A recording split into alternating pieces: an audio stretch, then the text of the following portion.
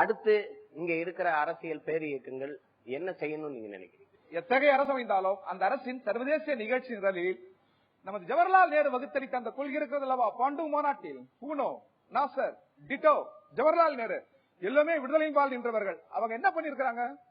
நமக்கு பஞ்சசீல கொள்கையில பிற நாட்டை நாம் மதிக்க வேண்டும், பிற நாட்டோடு உறவு கொள்ள வேண்டும், பிற நாட்டின் விடுதலை போரை அங்கீகரிக்க வேண்டும் என்கிற வழி இருக்கிறது. அதை ஆதரித்தாலே போதும். அடுத்த தலைமுறை எங்கே விடுதலை அடக்கப்பட்டாலும் ஒடுக்கப்பட்டாலும் அதை எதிர்க்கணும். எதன் பேரில் நடைபெற்றாலும் அதை எடுக்கணும். மானுடம் தழைக்கணும், விடுதலை வெல்லணும். நீண்ட நெடுங்கால அந்த விடுதலை வேட்கை, தமிழ் மக்களின் விடுதலை வேட்கை வெல்லணும். அதற்காக நமது பங்களிப்பை கட்சிக்கு அப்பால், ஜாதி மதங்களுக்கு அப்பால், எல்லா உணர்வுகளுக்கும் அப்பால் ஒரு தேச விடுதலை உணர்வு, ஒடுக்கப்பட்ட மக்களுக்கான ஆதரவு உணர்வு நிலையில் இருந்து நாம் பிரச்சனையை அணுக வேண்டும்.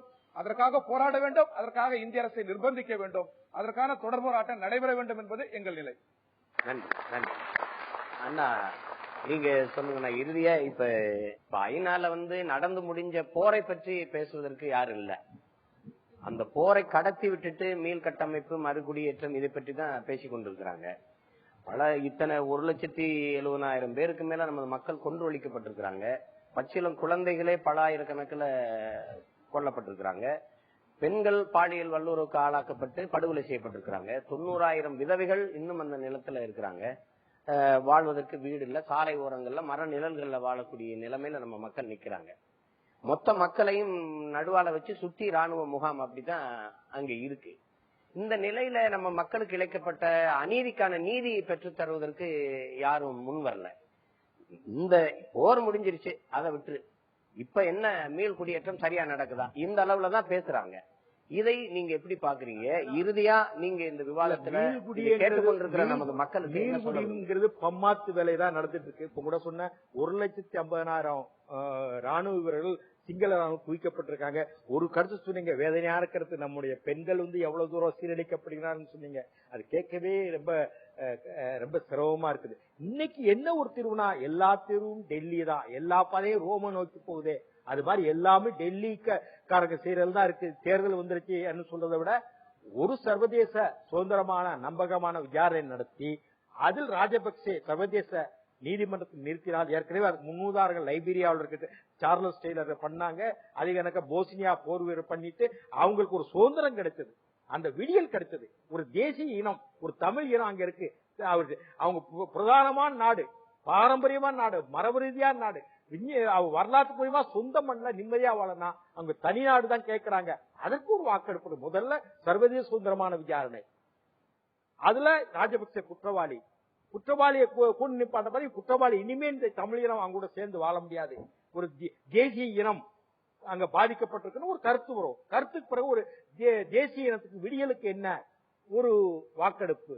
அந்த வாக்கெடுப்புல தனிநாடு, தெற்கு சூடான் மாதிரி, சுலோவியா மாதிரி, இப்படி எத்திரியா மாதிரி, தைமூர் மாதிரி வரலாம். இதுதான் வழி.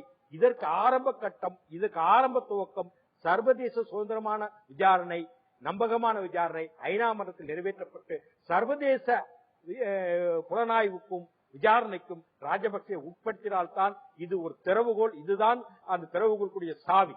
நன்றி. ஆமா, நீங்க சொல்லுங்க. இப்ப இங்க ஒரு தம்பி கூட கேட்டாரு, நீங்க காமன்வெல்த் விளையாட்டு போட்டி இங்க நடந்தது. அந்த அமைப்புகள்ல பல நாடுகள் இருக்குது. அந்த பல நாட்டு தலைவர்கள் யாரையாவது ஒரு சிறப்பு அழைப்பாளரா இறுதி போட்டிக்கு அழைச்சிருக்கலாம். இந்தியா உலகம் முழுமைக்கும் இருக்கிற தமிழர்கள் எங்கள் இனத்தை கொண்டு ஒழிச்சுட்டாரு ராஜபக்சே, அவர் மேல ஒரு போர்க்குற்ற விசாரணை வேணும், ஒரு இனப்படுகொலையாளன் என்ற கருத்தை முன்வைத்து நம்ம போராடி கொண்டிருக்கிறோம். இந்த நிலையில இந்தியா அவரை சிறப்பு அழைப்பாளரை அழைச்சு கௌரவிச்சது. அதோட இல்லாம இப்ப பாத்தீங்கன்னா, இப்ப மியான்மர்ல போய் நாட்டினுடைய முதன்மை அமைச்சராக இருக்கிற ஐயா மன்மோகன் சிங் போய் ராஜபக்சே சந்திக்கிறாங்க. இந்த மனித உரிமை ஆணையம் இந்த ஐநா பெருமன்றத்துல இந்த விவாதத்தை கொண்டு வருகிற போது சந்திக்கிறது என்பது, நீங்க நினைக்கிறது போல ராஜபக்சே ஒரு இனப்படுகொலையாளரோ போர்க்குற்றவாளியோ அல்ல, எங்களுடைய நண்பர். இதை கவனத்தில் வச்சுக்கிட்டு நீங்க எல்லாரும் பேசணுங்கிற ஒரு எச்சரிக்கை கொடுப்பது மாதிரிதான் இது இருக்குது. இந்த மாதிரி அமெரிக்கா கொண்டு வருவதற்கு முன்பு இந்தியாவே ஒரு தீர்மானத்தை முன்வைக்கணும்னு நம்ம போராடி கொண்டிருக்கும் போது அதுக்கு நேர் எதிராகவே இந்தியா ஒவ்வொரு அடுக்கும் இயங்கிக் கொண்டே இருப்பதை நீங்க எப்படி பாக்குறீங்க? உங்களுடைய கேள்வியில் இருக்கிற நியாயத்தை நான் மறுக்கவில்லை. ஆனால் அடுத்த பக்கம் என்று ஒன்று இருக்கிறது. இலங்கையில் தமிழர்கள் லட்சக்கணக்கான பேர்கள் கொன்றொழிக்கப்பட்டார்கள், பாதிக்கப்பட்டார்கள் என்கிற அந்த உண்மை, அந்த உணர்ச்சி வேகத்தில் நாம் பேசிக் கொண்டிருக்கிற அதே வேளையில் இன்றைக்கு எந்த ஒரு உதவியும் இல்லாமல் பற்றற்ற நிலையில் வேறு வழியில்லாமல் விரக்தியினுடைய விளிம்பிலே பல லட்சம் தமிழர்கள் இன்றைக்கும் இலங்கையிலே வாழ்ந்து கொண்டிருக்கிறார்கள். அவர்களுக்கு ஏதாவது ஒன்று உதவ வேண்டுமானால் இன்றைக்கு இருக்கக்கூடிய அரசியல் சூழலில் இலங்கை அரசினுடைய தலைவரோடு பேசித்தான் அவர் வாயிலாகத்தான் தர முடியும். சரி, இந்த இடமறிக்கிறதுக்கு மன்னிக்கணும் இல்ல மாமா. இப்ப எங்களை கொன்று ஒழிச்சவனுக்கிட்டே போய் என் இன மொத்தத்தையும் அழிச்சு ஒழிச்சவன்கிட்டே போய் ஏதாவது நீங்க செய்யுங்கன்னா அவன் என்ன செய்வான்? இப்ப பிரதமர் வந்து சந்திச்சிருக்கிறாங்க. சந்திச்சு ராஜபக்சேயோட இலங்கை அதிபரோட என்ன பேசுனீங்கன்னா ஒண்ணுமே பேசலன்றாங்க. அப்ப நீங்க சொல்றீங்க ஏதாவது பேசித்தான் செய்ய முடியும். எதுவுமே பேசாததுக்கு அதுக்கு ஒரு சந்திப்பு?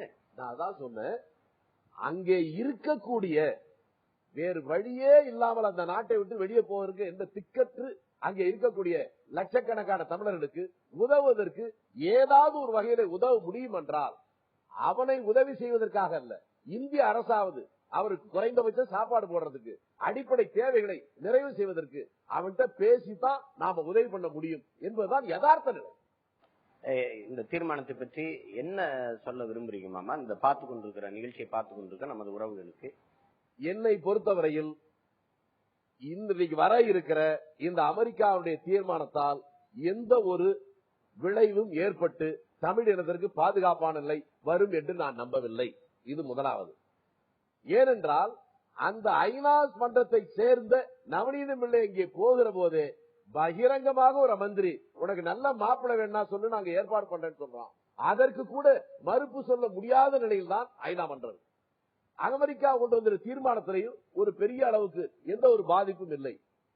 தொடர்ந்து தமிழ்நாட்டில் இருக்கிற தாய் தமிழ் உறவுகள் நம்முடைய மற்றவற்றை மறந்து ஒன்றாக ஓரணியில் நின்று ஒரே குரலில் நம்மை நாம் ஒருவரை ஒருவர் குற்றம் சுமத்துவதை விட்டுவிட்டு ஒன்றாக நின்று தொடர்ந்து போராடுவது ஒன்றுதான் உலகத்தை நம் பக்கம் ஈர்ப்பதற்கு பயன்படும். அதன் வாயிலாக ஈழத்தமிழர்களுக்கு விடியல் தோன்றும் என்று நான் ஐயா சொல்லுங்க. ரெண்டு கூறுகளாக இதை பார்க்கணும். ஒண்ணு என்னன்னா, நம்ம மிகவும் நம்பிக்கை எழுந்துட வேண்டிய அவசியமும் கிடையாது. என்ன காரணம்? இதே ஐநா மனித உரிமை மன்றத்துல 2009 நம்மளால ஒரு மன நிம்மதி, ஒரு மன ஒருங்கிணைப்போடு கூட இருக்க முடியாத ஒரு சூழல்ல ஜூன் மாதம் இதே ராஜபக்சேவுக்கு பாராட்டு தீர்மானம் நிறைவேற்றப்பட்ட மன்றம் தான் இன்றைக்கு கொஞ்சம் கொஞ்சமாக மாறிட்டு வருது. இந்த தீர்மானம் என்பது ஒரு இலங்கையை ஒரு விசாரிக்கிற அளவுக்காவது கொண்டு வந்திருக்கிற நிலைமை என்பது வந்திருக்கிறது. இதற்கெல்லாம் காரணம் என்னன்னா, ஆட்சியாளர்கள் கிடையாது, மக்கள் விடாப்பிடியாக போராடி கொண்டிருப்பதுதான். தமிழ்நாட்டு மக்களும் சரி, புலம்பெயர்ந்து வாழக்கூடிய ஈழத்தமிழர்களும் சரி, விடாமல் போராடி கொண்டிருப்பது. இதற்கு ஆதரவாக நாடு கடந்து, இனம் கடந்து, மொழி கடந்து மனித உரிமை ஆர்வலர்கள் இதற்கு துணையா நிற்பதுதான். உதாரணம் சேனல் 4. சேனல் 4 என்பது நமக்கு நேரடியா உதவி செய்யணும்னு அவசியம் இல்லை. அதுல மனித உரிமையின் மீது இருக்கிற ஒரு ஆர்வத்தின் காரணமாக அவர்கள் மிகப்பெரிய பேருதவி செய்திருக்கிறார். சேனல் 4 போட்டதுக்கு பிறகுதான் ஐரோப்பிய நாடுகளில் ஆங்கிலமும் ஸ்பானிஷ் மொழியும் பேசக்கூடிய மக்கள் மத்தியில் இந்த செய்தி என்பது பரவலாக போவதற்கு அது உதவி செய்தது. எனவே அந்த முறையில் நமக்கான இணைப்புகளை உண்டாக்கி கொண்டு நாம தொடர்ந்து அந்த முயற்சிகளை செய்ய முடியும், செய்ய வேணும். ஆனால் விழிப்புணர்வு தேவை. இந்திய அரசாங்கம் நமக்கு எதிராக சதி செய்து கொண்டிருக்கிறது, அந்த விழிப்புணர்வு தேவை. அதே நேரத்தில் நம்முடைய போராட்டம் வீணடித்து போய்விடுவதில்லை. நம்முடைய போராட்டம் நமக்குள்ளாக இருக்கிற ஒற்றுமை பிளவுகளையும் சரி செய்து கொண்டு ஒற்றுமையை உருவாக்கி கொண்டுதான் வருகிறது என்ற நம்பிக்கையோடு அந்த தமிழர்களுக்கு 3 கோரிக்கைகள் தான் அதுல முக்கியமானது. ஒன்று, இந்த நடந்திருப்பது இனப்படுகொலை என்பதை ஏற்றுக்கொண்ட ஒரு பன்னாட்டு விசாரணை, நம்பகமான விசாரணை அவர் சொன்னது போல. இரண்டாவது, அந்த மக்களுக்கான எதிர்காலத்தை தீர்மானித்துக் கொள்வதற்கு தனியிடம் குறித்த கருத்து வாக்கெடுப்பு உடனடியாக செய்ய வேண்டியது. ராஜபக்சே மூலமாக துயர் துடைப்பு பணிகள் அல்ல, ஐநா மேற்பார்வையில் ஒரு சர்வதேச குழு அமைத்து அதனுடைய மேற்பார்வையில் தான் எல்லா நிவாரண பணிகளும் நடக்க வேண்டும். அங்க இருக்கக்கூடிய ராணுவத்தை திரும்ப பெறுவது, சிங்களமயமாக்கலை நிறுத்துவது என்பதை கண்காணிக்கக்கூடிய அதிகாரத்தோடு ஐநா மேற்பார்வையில் இடைக்காலத்திற்கான இந்த இடர் நீக்க பணிகளை செய்யக்கூடிய ஒரு குழு. இந்த மூன்றும் இணைந்த ஒரு கோரிக்கை தான் தமிழர்களுடைய கோரிக்கையாக இருக்க வேண்டும். அதை நோக்கி நம்முடைய நகர்வுகள் நம்பிக்கையோடு இருக்க வேண்டும் என்பதான் என்னுடைய கருத்து. நன்றி. அரங்கத்திற்கு வந்து தங்களின் மேலான கருத்துக்களை பதிவு செய்த பெருமக்களுக்கு நமது நன்றி.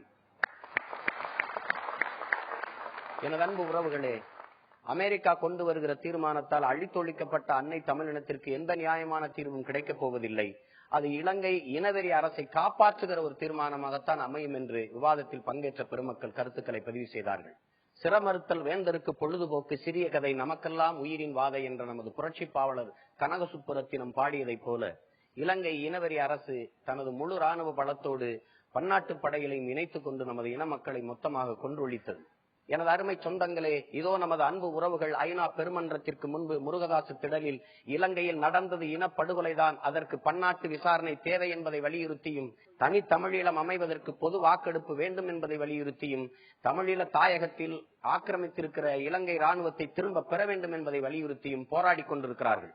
அச்சமில்லை, அச்சமில்லை, அச்சம் என்பது இல்லையே, உச்சி மீது வானிடிந்து வீழுகின்ற போதிலும் அச்சமில்லை, அச்சமில்லை, அச்சம் என்பது இல்லையே, நெஞ்சினை பிளந்த போதும் நீதி கேட்க அஞ்சிடோம் என்ற நமது பாட்டன் பாரதியின் முழக்கத்திற்கேற்ப ஜெனிவா நகரில் நீதி கேட்டு நெருப்பாய் தமிழினம் நிமிர்கிறது.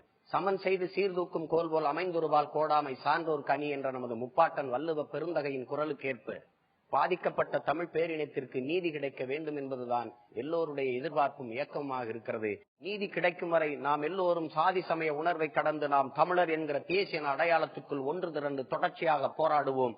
மீண்டும் இன்னும் ஒரு விவாதத்தில் உங்களோடு இணையும் வரை என் அன்பு உறவுகளை உங்கள் அனைவருக்கும் எனது புரட்சிகரமான வாழ்த்துக்களும் வணக்கமும். மக்கள் முன்னாள். வலியோர் சிலர் எளியோர் தம்மை வதையே குறிகுவதால் மகராசர்கள் உலகாளுதல் நிலையாம் எனும் நினைவா உதவாதினி ஒரு தாமதம் உடனே விழி தமிழா உதவாதினி ஒரு தாமதம் உடனே விழி தமிழா உதவாதினி ஒரு தாமதம் உடனே விழி தமிழா